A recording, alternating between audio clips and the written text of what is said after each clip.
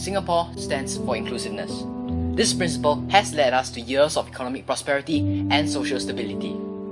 In the fast pace of today's society, certain groups have been left in the dust. One of these groups is the mentally disabled population in Singapore, who clearly have been suffering in silence in the aggressively profit-oriented industries and corporations of today. A study on mental disorders in Singapore revealed a high unemployment rate of the mentally disabled population in Singapore. The figure quoted was about 70%. Even for the 30% who have a job, more than half of them have wages of less than $1,700 a month. It is clear they are being treated differently. The situation is grim. We feel that there remains a stigma attached to the mentally disabled here, leading to the discrimination of them by employers. They are either seen as incapable and therefore denied employment, or they are given positions of the lowest tier and subject to the lowest wages. The mindset of these employers has not changed. They see them as incapable, economic liabilities whose productivity levels are inferior to that of normal, healthy people. Indeed, a normal citizen published an article in an editorial column to raise this issue.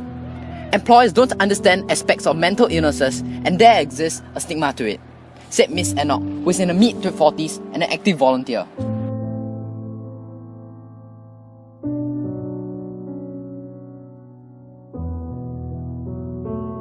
Because, for example, if you're an employer, right, and I'm like physically or mentally disabled, way higher below, right? Because you'll kind of like judge, and you'll think that I couldn't handle your work properly, right? So yeah. Some people might think that like this mentally disabled people, like they cannot think properly, so when they do things also they might do short-handedly compared to a normal.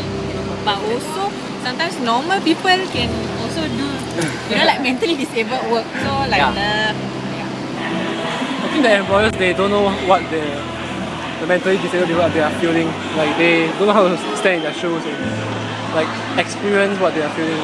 Because they are mentally disabled, so they're like really different in the mental state. So I think people would have bad impressions on. Will you see it as like something like stigma? It's a stereotype, yeah. People are aware, but stigma actually makes them hold back and not seek help until it's very severe. Actually, there are two groups of mental health disorders. One group is much more common but less severe, and then it proceeds to the more severe but less common conditions like schizophrenia, for example, where it's highly stigmatizing and people tend to seek help late. I think it's more related to anxiety and depression, stress-related problems. Those are the more common conditions. Seeking of treatment for mental illness has always been a stigma. And I think education is one way to reduce stigma, but the other way I think is to help people to be more sensitive about using words that are stigmatizing.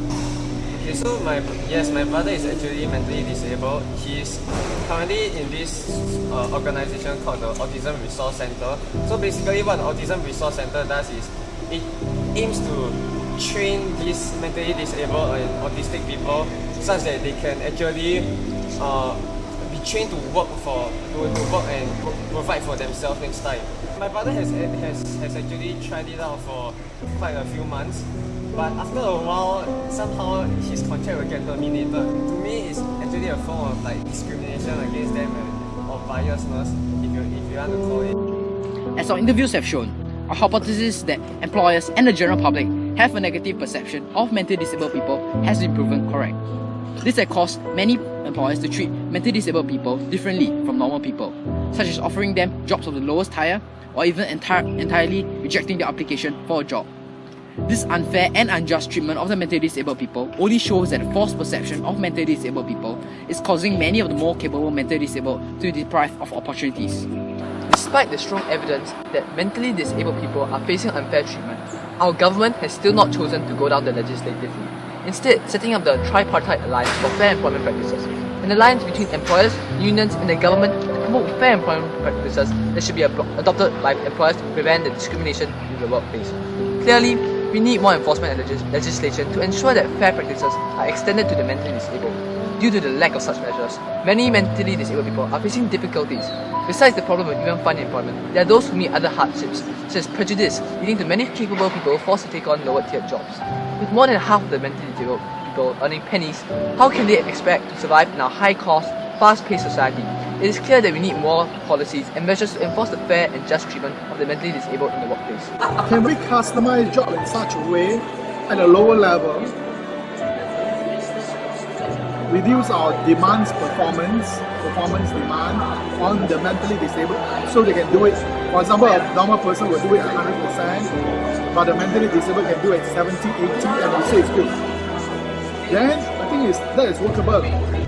These disabled people are just like any one of us, capable of expressing their emotions, performing many roles just like how we can, and hence they should be treated just like how a normal person would be treated. Only when we have integrated these people can we truly call ourselves one people, one society, and one nation.